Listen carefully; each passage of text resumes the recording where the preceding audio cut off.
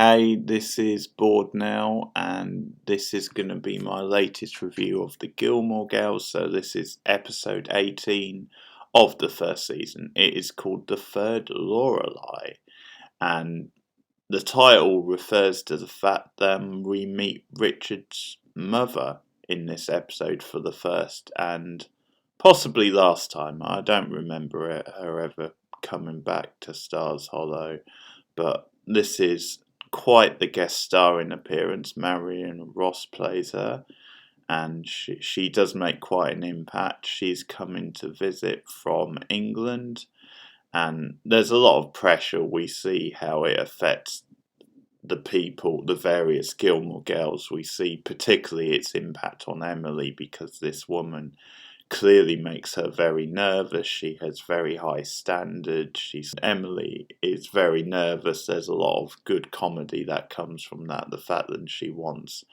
her hat wrap back, which she gave Lorelai as a gift. She wants it back in the house so that the grandmother, who obviously must have given it to Emily originally, doesn't freak out, sort of thing. Then it's not there anymore. And there's a fun little exchange on the phone with that, where Lorelai gives the mother kind of grief about, using a gift that she'd already used, sort of thing. But a lot of the drama comes from Emily's point of view, and also how frosty Trixie, her name is, or Trix, which is like this quirky little nickname that dates back to when Richard was a boy, which they used to give her. And what the episode builds to is that quite late on, Trix, because she hears Richard and Emily paying for Rory to go to Chiltern, and he comes out with this offer of a trust fund for Rory to pay for her education. And the sort of deal is that Rory can access it now. She doesn't have to wait till she's older, which is quite often the sort of catch with trust fund. But she offers the trust fund here and there, says for Lorelai to go away and think about it. The way it sort of plays out is that everyone else seems really delighted with this offer. Richard is happy about it. Lorelai's happy about it. She plans to tell Rory the next day, but Emily isn't. There's this sort of concern from Emily.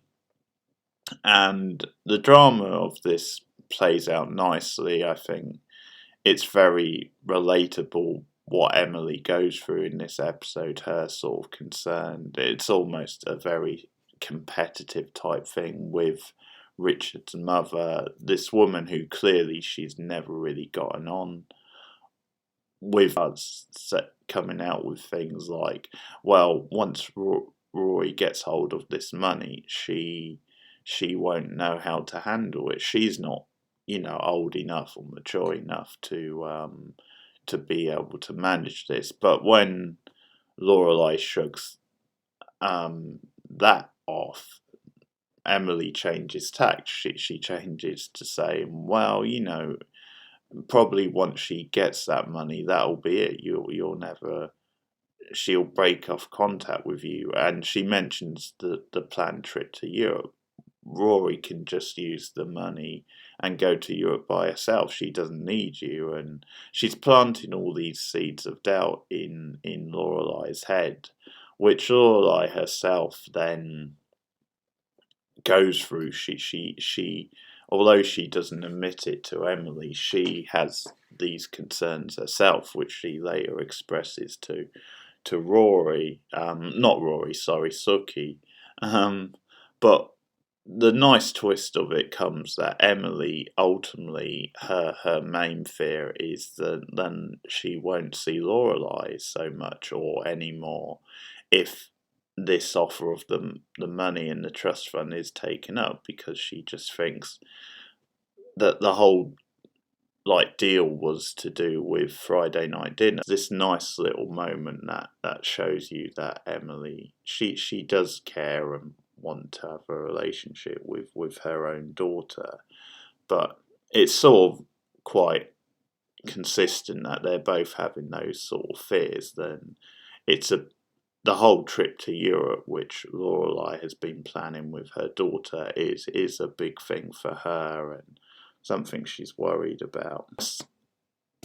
Like cameo appearance for Ross as Trix. She's very entertaining in a snobby, uptight sort of way, but there's a couple of good sort of character beats. A lot like it's mentioned that that apparently it's in the Gilmore blood that Gilmores don't get sick. This is something she suggests, and when Emily says, "Well, no, it's just a headache," I've got, "Well, Gilmores don't get a headache," and then I think actually the best gag of the episode is Lorelai has some really like smart lines in this episode, as is normally the case. But the best gag is when Trix turns her nose up at this suggestion that Rory's going to go to Harvard. She's like, no, Richard, you went to Harvard. You're a Harvard man. And that's what Rory must go to Harvard as well. And Lorelai chips in with, well, I think Rory can be whatever kind of man she wants. Which is really great. But yeah, it's just another character beat, another little insight into the family line and history. It comes down to a scene at the end of the episode, or near the end, where they're supposed to have tea with Trix, Lorelai and Emily. And that's when the truth sort of comes out between Emily and Lorelai. And it's actually Trix who, when she walks in, she actually takes the offer off the table.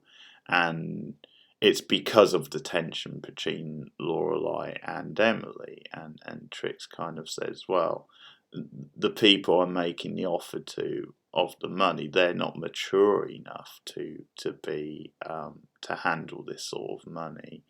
And there's sort of like this nice little gag where Lorelai tries to assure her, oh no, Rory's like mature, don't worry about that. And Trix is like, well, I'm sure she is, but I'm actually talking about you two and this whole feud. And it's this funny sort of moment where, again, Trix is being a little bit snobby and demeaning, but at the same time, she obviously hits on a bit of truth, and it's sort of convenient for the plot. It takes the plot where it needs to go, because it leads to Lorelai and Emily like making up, and it leads to fixing the whole issue. The issue that no, Richard and Emily are going to continue to pay for Rory's children fees,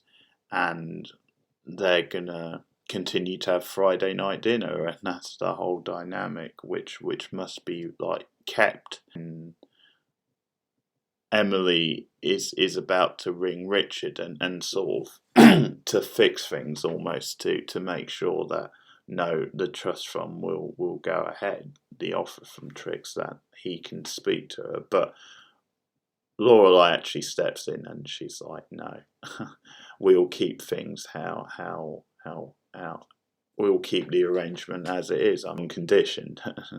Don't bring the coat rat back, or the hat rat, sorry, because there's quite a funny like moment of them bringing the hat rat for Friday night dinner, or for dinner with Trix. But the only thing I would have liked to have seen maybe in that final scene was maybe Lorelai and Emily just giving it to Trix, just like standing up to her and kind of telling her how snobby she was, and sort of throwing that back in her face. I think that would have been a nice little payoff for Trix to get her comeuppance, if you like. But it did what it needed to do, really. I think that's the only thing I might have done is had that sort of a moment. And the episode actually ends with Lorelai telling Rory just casually, oh, kid, you missed out on like whatever it is. There's so many amounts of money today, and because that becomes a whole thing where she hasn't told Rory up to this point. It's almost like this idea of, if she really wanted to, she could have told Rory, but she didn't. So it's kind of saying that probably in reality, even if she didn't want to admit it, she didn't want to. She didn't want to take the trust fund. And the other main plot of the episode is the stuff with the project at school, and the fallout from Rory and Tristan's kiss from the previous episode at the party. Have a Marx Brothers moment, to quote Rory, talks Tristan into asking Paris out. And things are going nicely between Rory and Paris in the episode. Because there's a nice scene where, after Tristan has asked her out, Paris actually comes over to Rory's. And Rory helps her prepare, get dressed, and gives her advice and stuff. And it's a good moment in their friendship, and sort of shows how far they've come.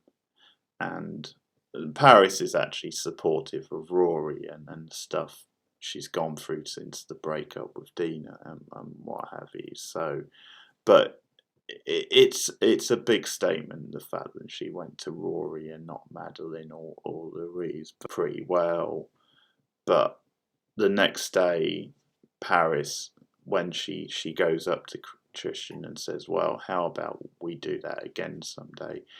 He just wants to be friends, basically. He's decided that they connect better as friends, than that there's no potential for anything. Who set them up, and not really thinking about it. And Paris gets mad at Rory, and I think Liz Vale really brings the fire in that scene. She is really mad at Rory. You can tell she really goes after her.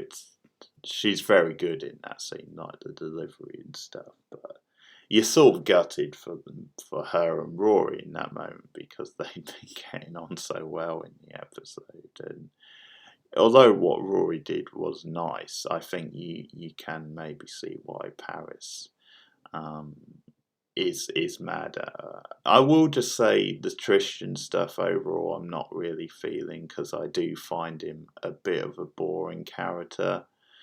And I don't think we've spent that much time with him over the season, so I don't really think this drama involving him is necessarily earned. I think probably it's more to do with what's happening with Rory and Paris and their friendship.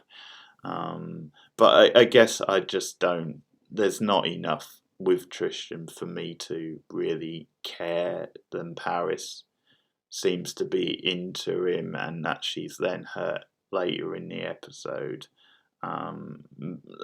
The small moments with Rory and Paris I like, but some of the drama with Tristan I'm not so keen on. There's no real sort of chemistry, I think, with Tristan and Rory, and I probably feel the same with him and Paris. Or certainly I don't really care about any potential for him and Paris being a thing. The third Lorelai. Let me know your thoughts in the comments below.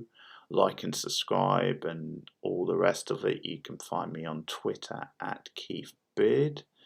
And coming up next time, episode 19, it'll be Emily's Wonderland, which sounds like an exciting episode, and it's one I have vague memories of. I seem to remember that being a good one, so I look forward to that.